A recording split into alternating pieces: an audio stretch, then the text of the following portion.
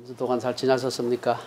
네. 지난 한 주 동안 우리 졸업식도 있었고요. 여러 가지 또 개인적으로도 일들이 많으셨을 텐데 교회 오신 거 환영합니다.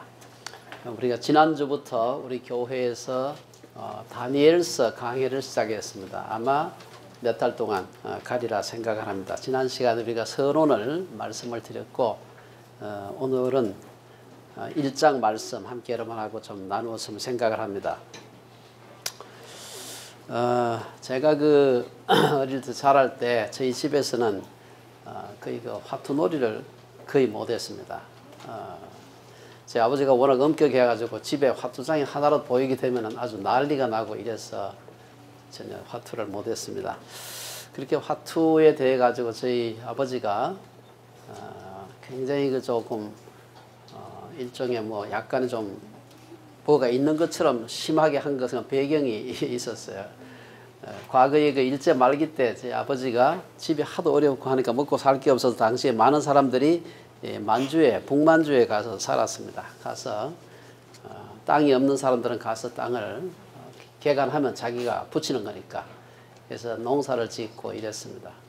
근데 이제 거기 가서 몇 년 동안 농사를 지으면서 조금 이제 여유가 생겼을 때 그때가 20대였죠. 저희 아버지가 20대였는데 겨울이 얼마나 깁니까? 북만주에 기니까 노름을 많이 했다 그래요. 그래서 노름을 하는 통에 하룻밤에 황소 한 마리를 잃어버렸다 그러더라고요. 그래가지고 그 뒤로 마음을 아주 단단하게 절대로 내가 평생에 내가 다시는 이제 노름을 하지 않으리라 아니면 화투장을 안 만지리라 이렇게 해가지고 결심을 하셨다 그래요. 사실은 그 뼈아픈 경험 때문에 저희 아버지가 그 뒤로는 다시 노름을 안 하게 됐고 그 뼈아픈 경험 때문에 내가 수고해서 번 돈이 아니면은 그저 주더라도 받지 않는다 그런 생각을 하시게 됐고 본인만 그런 생각을 하신 게 아니라 저희들한테도 입만 정말 얼마나 자주 말씀을 하셨는지 저희가 귀에 못이 박히도록 그 얘기를 들으면서 자랐습니다. 그로 인해서 저희 가정이 아주 극한 가난에서 벗어날 수 있게 되었고요. 저희는 지금까지 그래서 복권을 제가 사본 적이 별로 없습니다. 별로 대단한 결단도 아니고 그냥 아버지를 통해서 일종의 학습된 그런 결단이었지만 그 작은 그 결단이 정말 지금까지도 저희 마음속에 남아 있습니다. 그리고 지금도 누가 복권 사서 몇십억 벌었다 하면 얘기를 들어도 하나도 부럽지 않은 이유가 한 게 그게 노력해서 번 게 아니기 때문에 부럽지가 않은 겁니다.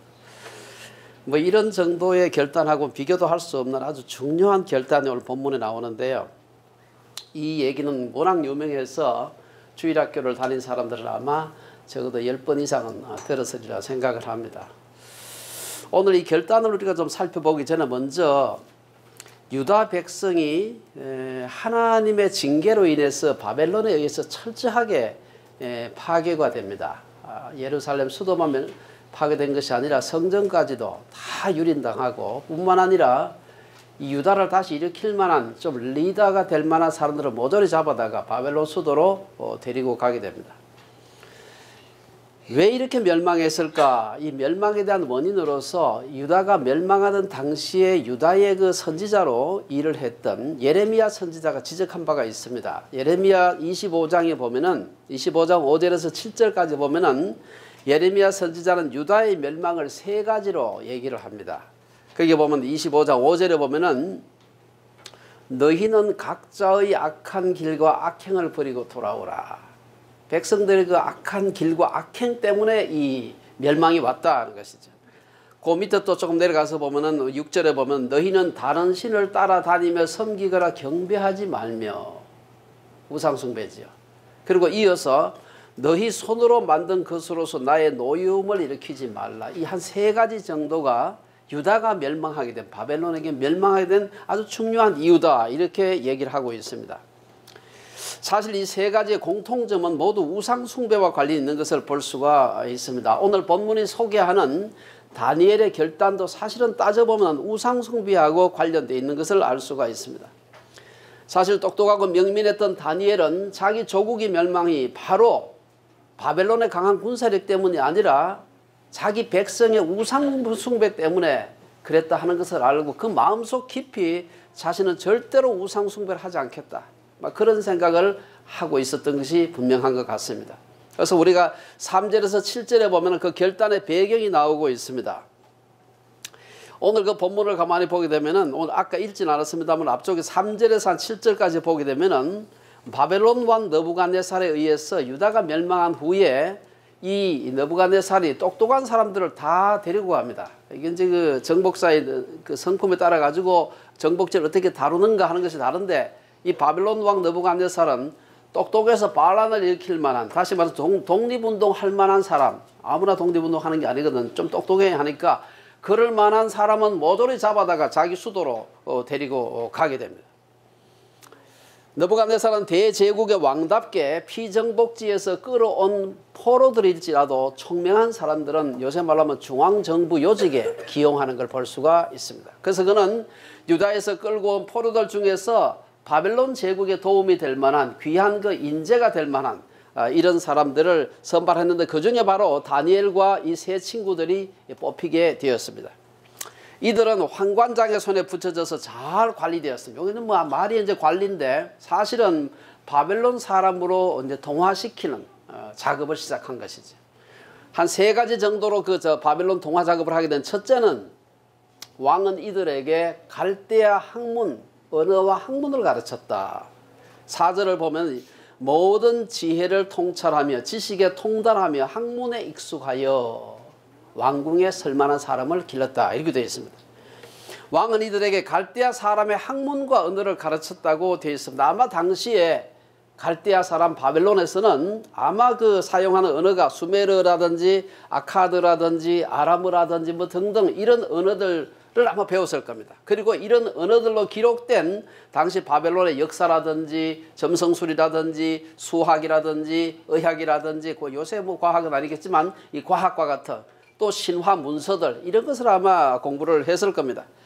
공부를 하다 보면, 저도 이제 한평생 선생을 하다 보니까 공부를 똑같은 공부를 시켜도 굉장히 빨리 따라오는 사람들이 있어요.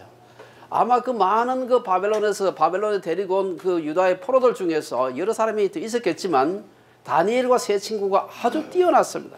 아주 그냥 요새 말하면 진도가 아주 빠르던 거지.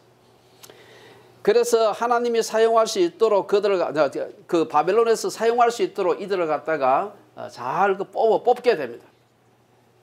하나님께서 사용할 수 있도록 왕궁에 설만한 사람은 성경 지식과 더불어서 바벨론의, 요새로 말하면 세상의 학문적 지식을 가진 그런 자였습니다.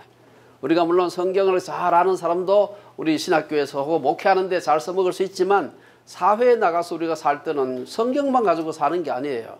여러분이 컴퓨터가 고장나면은 성경책 가지고 못 고칩니다. 절대. 그렇죠. 컴퓨터 매뉴얼 가지고 고쳐야 되지. 컴퓨터를 잘 아는 사람은 그 또 성경을 하나도 모르면 안 되지. 그럼 하나님 앞에 별 쓸모가 없는 것입니다. 그래서 다니엘과 그 세 친구는 하나님의 말씀도 잘 알았지만 바벨론의 학문을 하는데 남들보다 뛰어났어요. 그래서 왕궁에 설만한 사람이었습니다. 그래서 그들이 바벨론 왕에게 뽑혀가지고 여러 가지 대접을 받는 걸 볼 수 있습니다. 첫째는 그래서 갈대아 학문을 가르치고, 두 번째 이들은 왕이 그들에게 특별한 음식을 주었다. 여기 보면은 5절에 보면은 느부갓네살은 그들에게 왕의 음식과 그가 마시는 포도주에서 날마다 쓸 것을 지정해 주었다. 느부갓네살은 자기 사람, 자기가 마음대로 부릴 수 있는 사람이 되려면 자기하고 같은 걸 먹어야 된다.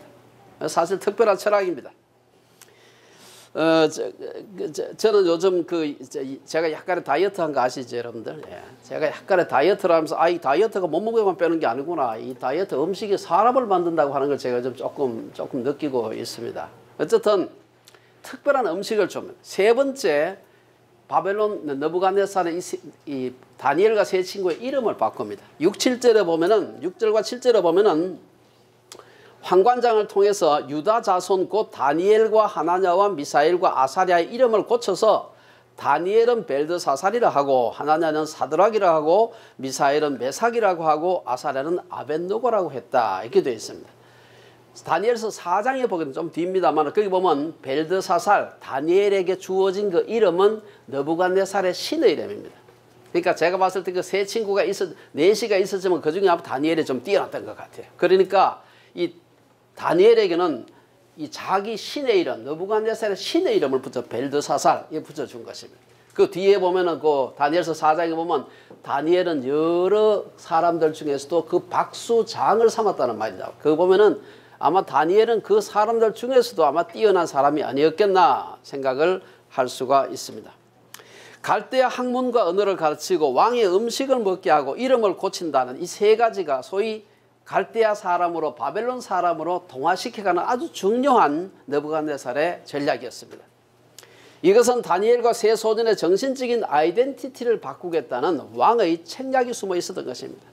느부갓네살이 시행했던 이 세 가지 책략 중에서 다니엘과 세 친구는 첫째와 셋째, 다시 말해서 이름을 바꾸는 거, 또 그리고 학문을 하게 하고 이거는 아무 저항 없이 받아들였어요. 그런데 두 번째 음식을 먹게 하는 데 대해 가지고 클레임을 하게 됩니다. 사실 그 왕이 하사한 특별한 음식을 먹으라고 하는 이 둘째 책략, 뭐 이것은 어떻게 보면 별로 어려운 게 아닌 것 같은데 이 문제에 대해서 다니엘과 세 친구는 아주 정면으로 거기에 대해서 저항하는 걸 볼 수가 있습니다. 8절에 보면 이제 그 얘기가 나오는데 그걸 통해서 다니엘과 세 친구는 성결의 결단을 하는 걸 볼 수가 있습니다. 여기 보면 8절에 보면은 다니엘은 뜻을 정하여 왕의 음식과 그가 마시는 포도주로 자기를 더럽히지 아니했다 이렇게 되어 있습니다. 여기 보면은 학문과 언어를 배우는 것, 바벨론의 학문과 언어를 배우는 것도 오케이, 창시 계명도 오케이. 왜 하필 음식이었을까? 오늘 본문을 보면은 이는 자기를 더럽히지 않게 하기 위해서 그랬다 이렇게 되어 있습니다. 여기에는 영적인 의미가 담겨 있다고 생각됩니다. 다니엘이 자기를 더럽히지 않기 위해 왕의 음식을 먹지 않았다 하는 걸 봐서 아마 이것은 우상에게 바쳐졌던 그 음식이 아니었을까 생각할 수 있습니다. 어떤 사람은 아마 왕이 준 음식 중에서 율법에서 금한 무슨 음식이 있지 않았을까 생각하지만 사실 그래 되면 포도주는 꼭 율법에서 금하는 게 아니에요. 근데 포도주까지 안 먹겠다고 딱 거절한 걸 보면은 꼭 이게 율법에서 금한 음식만이 아니라 이 음식 자체가 우상에게 바벨론 신에게 제사로 바쳐졌던 게 아닌가 생각할 수가 있습니다. 어쨌든 당시 왕이 먹는 음식은 바벨론 신에게 바쳐진 그런 제사 음식이었고요. 당시 바벨론 전체에서 제일 좋은 음식이었습니다.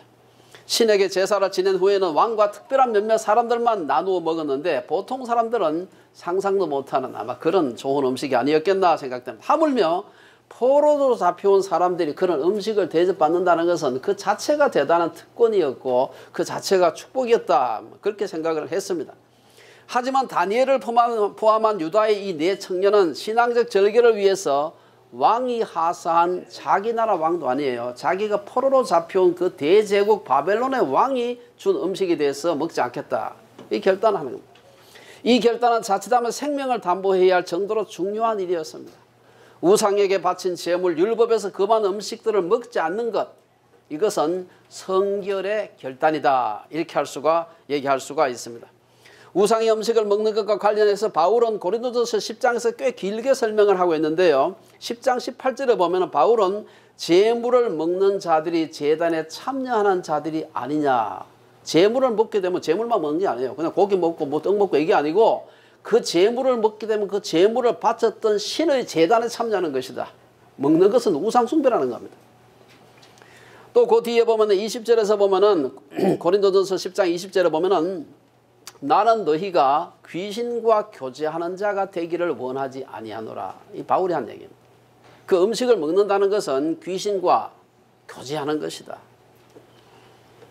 그 뒤에 21절에 보면 우상의 음식을 먹는 것은 귀신의 식탁에 참여하는 것이다. 너희가 주의 식탁에 참여하는 자인데 어떻게 귀신의 식탁에도 또 참여할 수 있느냐. 바울이 고린도 사람들을 책망할 때 한 얘기예요.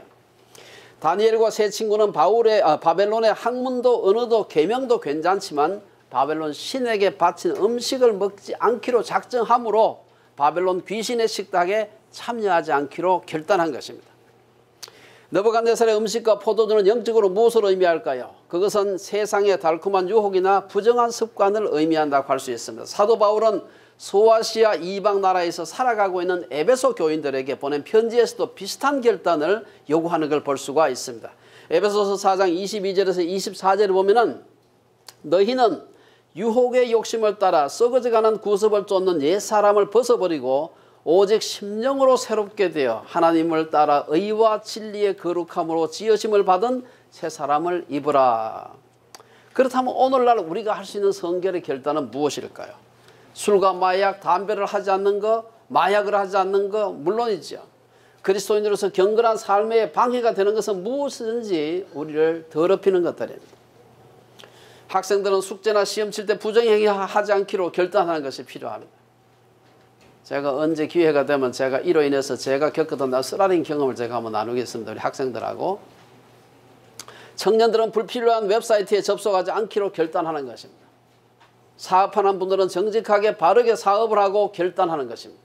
며칠 있으면 이제 우리 소득세 신고 마감하는 날이 다가오는데 여러분 이때쯤 되면 교회들마다 우리 소득세 바르고 정직하게 합시다라는 그 설교를 많이 하는데 저희도 마찬가지입니다. 캐나다 법에 우리가 소득세가 이게 세금이 이렇게 많을까 좀 그런 부분도 있긴 있지만 그래도 우리가 하나님 앞에 정직하게 악법이 아니다.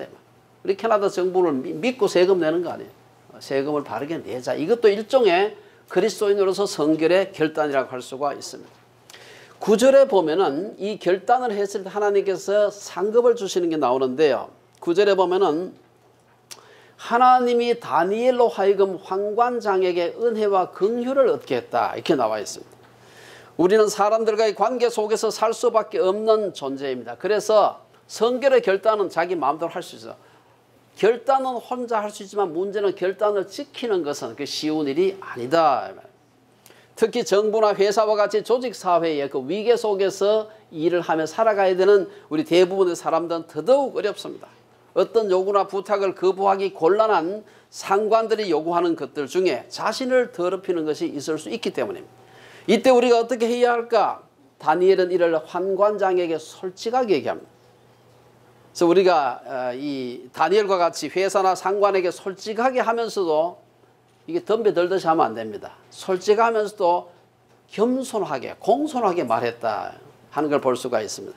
사람들을 너무 두려워하지 말고 겸손하게 그러나 분명하게 선언하라는 것입니다. 그러면 그 나머지는 하나님께서 알아서 하나님께서 길을 여실 거라.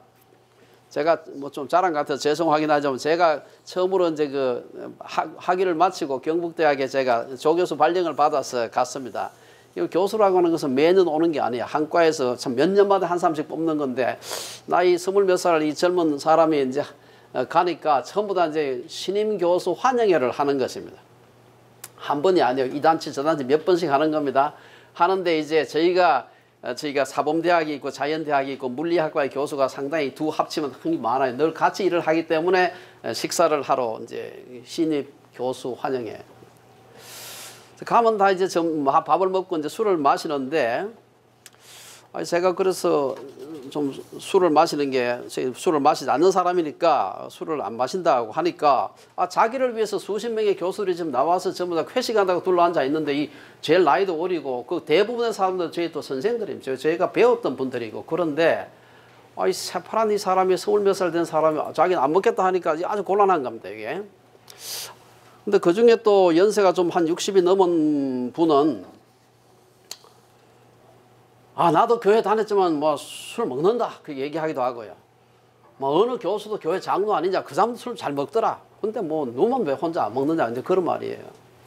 그러면서 그분이 말을 막 하다가 자네가 무슨 교회에서 집사라도 되나 왜 혼자 그렇게 술을 안 먹느냐 그러더라고요.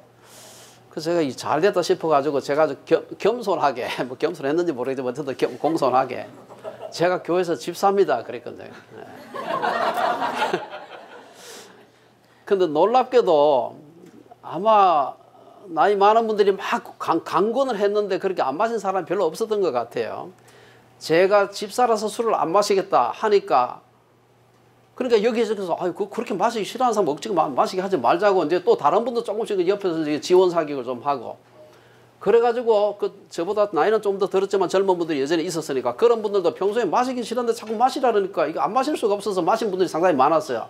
그러니까 제가 제일 막내가 그러니까 그 다음에 딴 분들도 저도 뭐 안 마시겠습니다 이래 해가지고 1년 동안에 저희 그 전체 자연대 사회대 합쳐서 물리학과 교수들 한 30명 정도 됐는데 그중에 절반 이상이 술을 안 먹게 되었어요. 안 먹거나 거의 안 먹게 되었습니다. 그래서 제가 그때 제가 아주 그 곤란한 그런 경험이 한 번 있었습니다만은 뭐 작은 결단입니다만은 그걸 통해서 그 뒤로 뭐 회식 가더라도 별 부담이 없어요. 죄송합니다. 안 먹습니다. 이렇게 하면 끝나는 거예요, 그냥. 근데 우리가 너무 이거 뭐 술을 안 마시면 이건 뭐 어떻게 될까 하는 이 두려움이 있어가지고 못하는 경우가 좀 있습니다. 어쨌든 다니엘과 이 세 친구가 어떻게 그런 위험천만한 결단을 할 수 있었을까? 우리는 이를 위해서 다니엘이 그 결단한 배경을 조금 살펴보는 게 필요합니다. 우리가 지난 시간에 살펴본 1장 1절과 2절에 보면은 느부갓네살은 예루살렘을 함락시킨 후에 하나님의 전 그릇, 제사 드릴 때 쓰는 그 그릇들 있잖아요.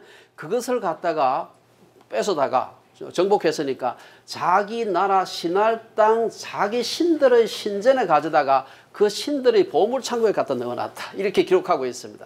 여러분 고대 근동지역에서 한 민족과 그 민족이 섬기는 신은 일종의 운명 공동체입니다. 그래서 느부갓네살이 유다 왕을 항복시키고 성전 그릇을 빼앗아 가지고 바벨론 자기 신들의 창고에 갖다 넣었다. 이 말은 유다 민족이 바벨론한테 졌다는 의미를 넘어서서 유다 민족이 섬기는 여호와 하나님이 바벨론 신한테 졌다는 그런 의미가 되는 것입니다. 유다 민족이 패배자였다면 여호와도 패배자였던 것입니다. 이것은 마치 여러분 올림픽에서 경기할 때 어느 나라 그 선수가 시합에서 지면 혼자 진 게 아니에요. 진 건 혼자 졌지만 그 선수가 속한 나라가 졌다고 생각하는, 우리 한국이 패했다 이래 하지 한국에 무슨 선수가 패했다 그렇게 말하지 않습니다. 마찬가지예요.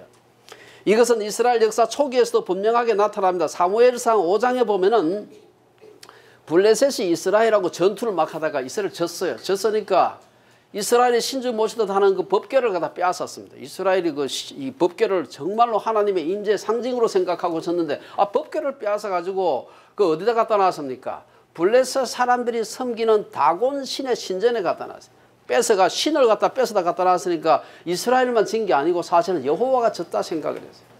그래서 이겨서 좋다고 하고 있는데 그 다음날 가보니까 이긴 줄 알았는데 다곤 신전이 그 법궤 앞에 꼬꾸라져 있는 것입니다. 이래가지고 놀라서 그 사람들이 크게 아주 놀란 것을 볼 수가 있습니다. 이런 과거의 역사를 알고 있었던 다니엘은 여호와 하나님이 바벨론 신에게 패한 것이 아니다. 당시 사람들은 견쟁에 지고 신들에게 그 신들의 신전이 약탈을 당하면은 신까지도 졌다고 생각하지만 우리 하나님은 그런 분이 아니다. 다니엘은 자기 조국이 패망한 것은 여호와가 약해서 그런 게 아니고 그것은 우리 민족의 조상들의 죄 때문에 그렇다. 여호와가 약해서 그런 게 아니다. 그런 생각을 하고 그는 영적인 자존심을 잃지 않고 뜻을 세운 것을 볼 수가 있습니다. 그는 결코 여호와가 바벨론 신보다 약해서 유다가 패망한 것이 아니라 유다가 범죄함으로 하나님의 벌을 받아서 그렇다. 오래지 않아 여호와께서 다시 유다를 회복하실 것이라는 예레미야 선지자의 예언을 믿었던 것입니다.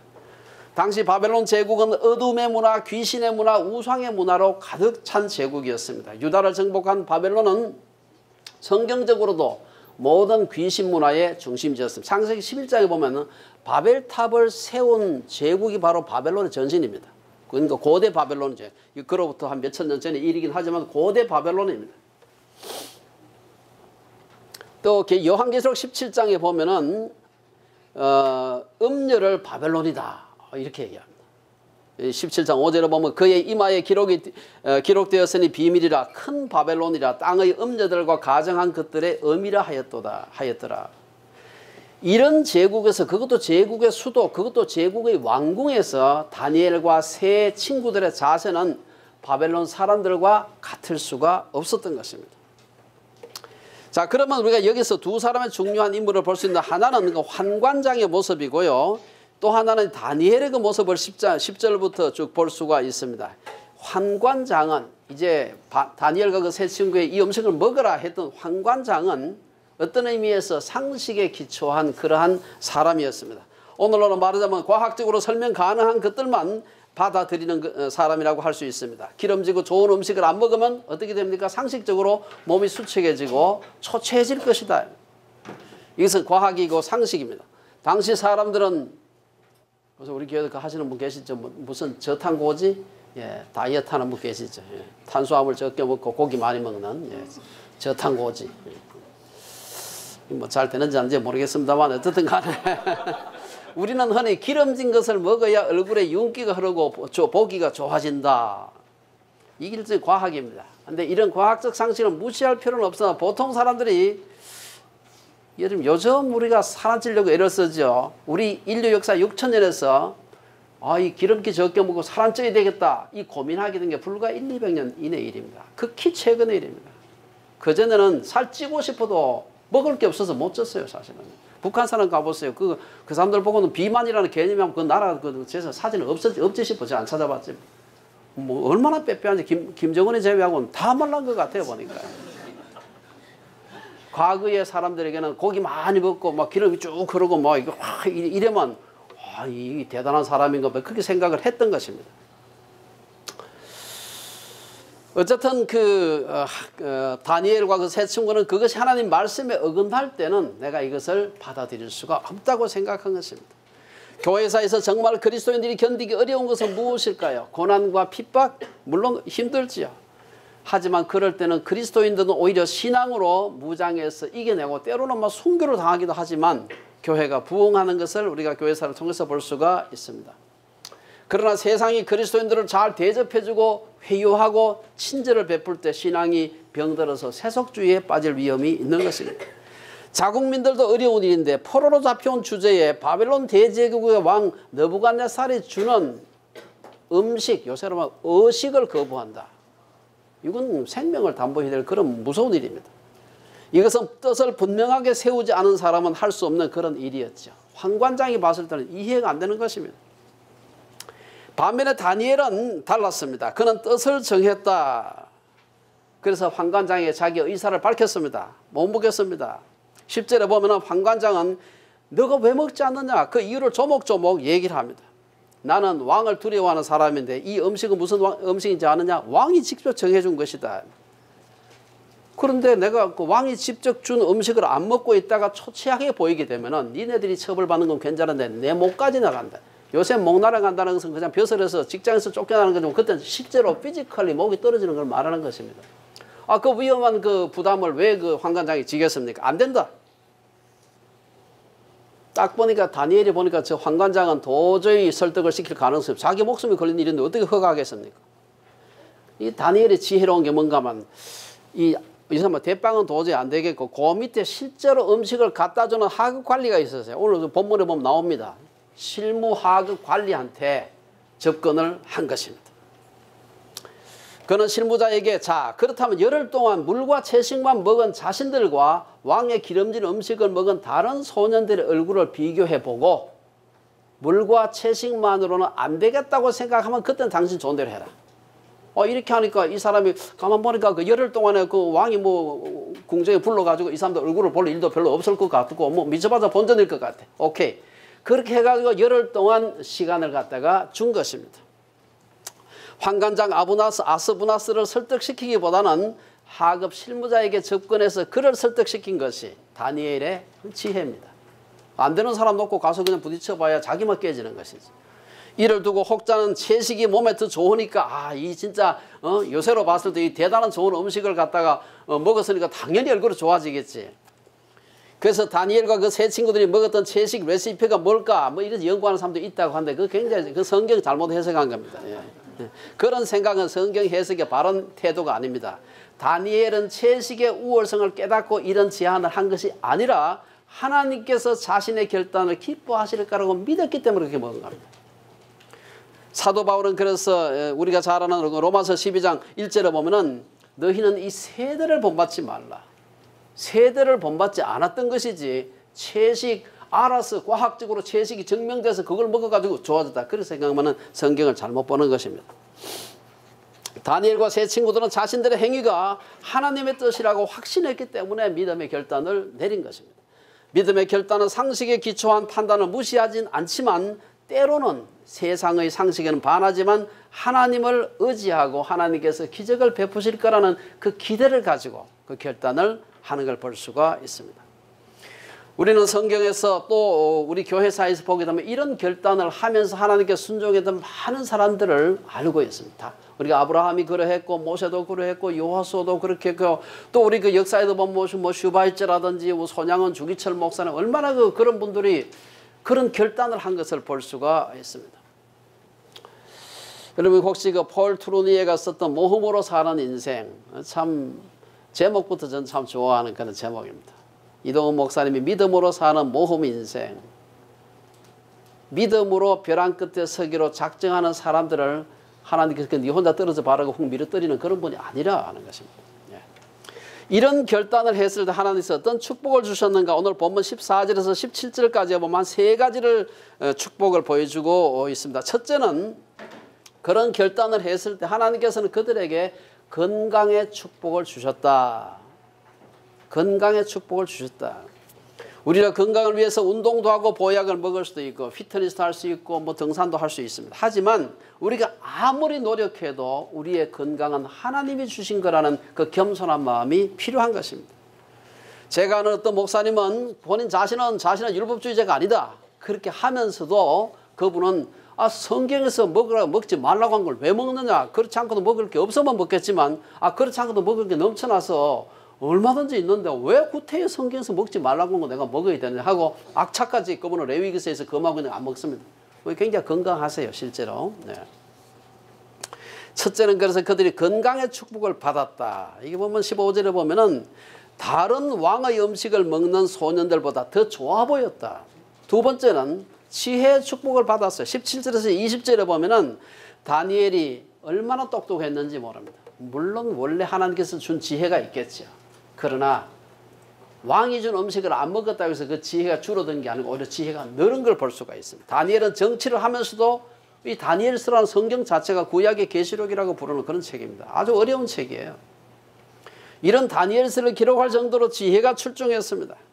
탐욕이나 사욕에 사로잡히게 되면 지혜가 생기지 않습니다. 지혜는 결국 분별력인데 다니엘은 자신의 영달이나 욕망보다는 하나님께 대한 순종의 일념을 가졌기 때문에 남들이 갖지 못했던 해안을 하나님께서 허락하신 것입니다. 한참 제가 됐습니다만 제가 뭡니까 중국의 사극 중에서 삼국지연이라고 하는 게 있습니다. 혹시 보셨는지 모르겠는데 네. 거기 보면 제갈공명이라고 한 전설적인 책략 대단한 사람이 나오지. 제가 가만 보니까 제갈공명도 예수는 안 믿었을지 모르지만 이분이 어떻게 그렇게 사태를 정확하게 파악을 하고 이렇게 해야 된다 저렇게 해야 된다. 그분이 이 책략을 가르치면 이게 잘 맞아 들어가는 겁니다. 그래서 제가 가만 보니까 이 사람이 자기 개인적인 사적인 욕심이 없어서 그런 게 아닌가 생각이 돼요. 혹시 여러분들 그거 보고 싶으면 좀 저희 집에 만화책이 이만큼 있거든요. 빌려드릴 테니까 빌려가서 보시기 바랍니다. 굉장히 은혜가 많이 되는 책입니다. 세 번째, 하나님께서 이 결단을 한 다니엘과 세 친구에게 장수의 축복을 주셨어요. 장수의 축복을 주셨다.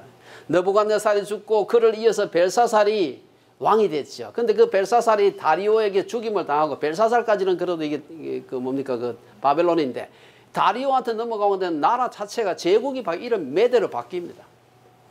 다니엘은 당시에 다리오에게 중용되어서 그 다리오 나라 메대의 수석 총리가 되어서 그 큰 제국을 다스립니다. 굉장히 이상하지 않습니까? 그 다니엘서 6장 3절에 보면 이런 말이 나와요. 이건 다리오 치하에서 지금 얘기입니다. 이 바벨론에서 오래전에 이미 느부갓네살은 이미 오래전에 죽었고 다리오 치하에서 다니엘은 마음이 민첩하여 총리들과 고관들 위에 뛰어남으로 왕이 그를 세워 전국을 다스리게 하였다. 바벨론이 메대에게 멸망당하고 제국이 바뀌었는데 이전 제국의 중신이 새 제국의 중신으로 기용되는 것은 극히 드문 일입니다. 우리나라는 그냥 좌측 정부가 우측으로 바뀌어도 우측에서 좌측으로 바뀌어도 그냥 모조리 다 그냥 목을 다치는데 제국이 바뀌었는데 그대로 중용기였다는 놀라운 일입니다. 여러분 21절 한 구절 마지막 오늘 1장 마지막 절을 보면 다니엘은 고레스 왕 원년까지 있으니라 딱 한 구절밖에 없어요. 단어도 이게 히브리어 단어도 7자밖에 안 되고 우리 한국어 단어로도 하나 둘 셋 넷 다섯 단어밖에 안 되는데 이 속에 엄청난 의미가 내포되어 있습니다. 데이비스라는 사람은 이런 말을 했어요. 히브리어 성경에서 21절은 7단어뿐인데 이 7단어 안에 다이너마이트가 가득하다. 다니엘은 고레스 왕 원년까지 있으니라. 놀라운 얘기입니다.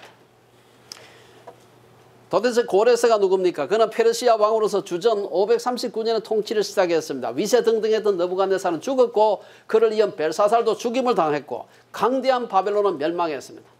바벨론은 무너졌지만 하나님의 종은 포로로 잡혀온 힘없는 듯이 보이던 그 하나님의 종은 살아있는 것입니다. 아마 이때 나이, 다니엘의 나이는 거의 아마 80세가 넘지 않았을까 생각이 됩니다.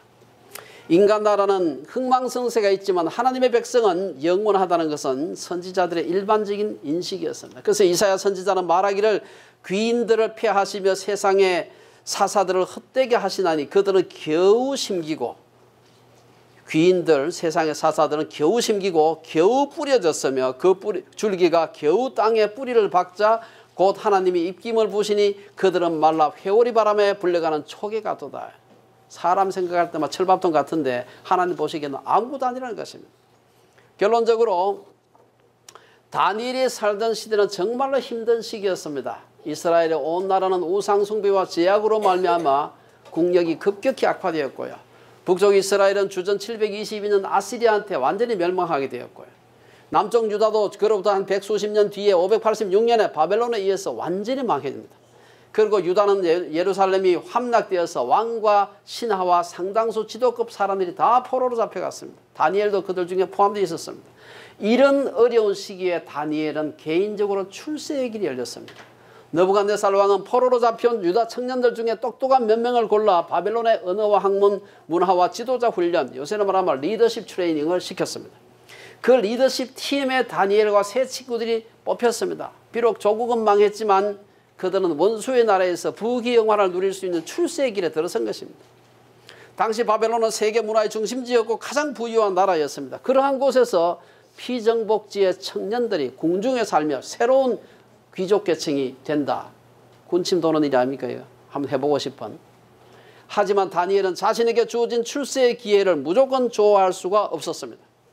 이방신을 섬기는 바벨론은 날마다 우상에게 절하고 향락의 문화가 만연되어 있는 곳이기 때문이었습니다. 잘못 한번 마음을 먹게 되면 우상 숭배와 함께 세속의 향락으로 끝없이 떨어질 수 있는 위험천만한 환경이라는 것을 다니엘과 그 친구들은 알고 있었던 것입니다. 오늘 우리 시대는 어떻습니까? 현대화되고 물질적으로 부유한 세상에 살고 있는데요. 동시에 이 세상은 우상 숭배와 물질주의와 향락의 물결이 신자들을 오염시키고 있습니다. 한 발자국만 잘못 디뎌도 엄청난 죄악의 소용돌이에 휘말릴 수 있습니다. 위기의 시대에 살고 있는 것이죠. 이러한 위기의 시대에 살면서 우리는 2500년 전 우상의 나라 한가운데서도 뜻을 세워 신앙적 절개를 지켰던 다니엘과 그 세 친구들의 그 결심을 귀감으로 삼아야 됩니다. 다니엘은 원칙과 기준을 가지고 뜻을 정하여 살았다고 본문은 얘기하고 있습니다. 사람은 확고한 삶의 원칙과 기준이 없게 되면 상황에 따라서 다르게 살 수밖에 없습니다. 교회에서는 열심히 찬송 부르고 경건한 모습을 하고 있지만 세상에 나가면 세상 사람들과 똑같이 세속의 술에 취해 살아갈 수밖에 없는 것입니다. 그럼 우리가 젊을 때부터 삶의 원칙과 기준을 분명히 하는 것이 필요합니다. 오늘 우리 중고등부 학생들도 같이 있는데 지금 중고등부 학생 때 결단하는 거 결코 이게 지금 하는 게 맞아요. 지금 결단하는 게 필요합니다. 그 기준은 자기 마음대로 정한 기준이 아니라 하나님의 기쁘신 뜻에 따른 그런 기준이어야 합니다. 다니엘은 하나님이 기쁘신 뜻을 따라 살기로 결정한 것입니다. 사람의 인생은 어떻게 뜻을 세우는가에 따라서 인생의 모습이 완전히 달라지게 됩니다. 그래서 잠언 기자는 말하기를 대저 그 마음의 생각이 어떠하면 그 위인도 그러하다. 내가 어떤 생각, 어떤 뜻을 가지고 사느냐에 따라서 내 모습이 결정된다는 것입니다. 인본주의적인 해석의 위험이 있긴 합니다만 미국의 노만 빈센트 필이라는 사람은 당신은 당신이 되고 싶은 바로 그 사람이 될 수 있다.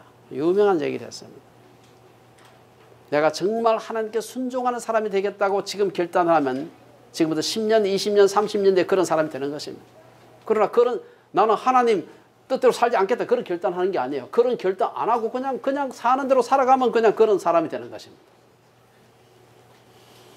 자신이 어떠한 사람이 되고 싶은가는 자신이 무엇을 위해 어떤 뜻을 세우는가에 따라서 달라진다는 것입니다. 우리 모든 자녀들 키우는 부모들은 뼈대 있는 가정을 만들기 원하죠. 그렇죠? 저도 그런 가정을 만들고 싶습니다. 뼈대 있는 가정. 그러면 무엇이 뼈대 있는 가정을 만들고 도대체 뼈대가 뭐냐? 이 뼈가 뼈대냐.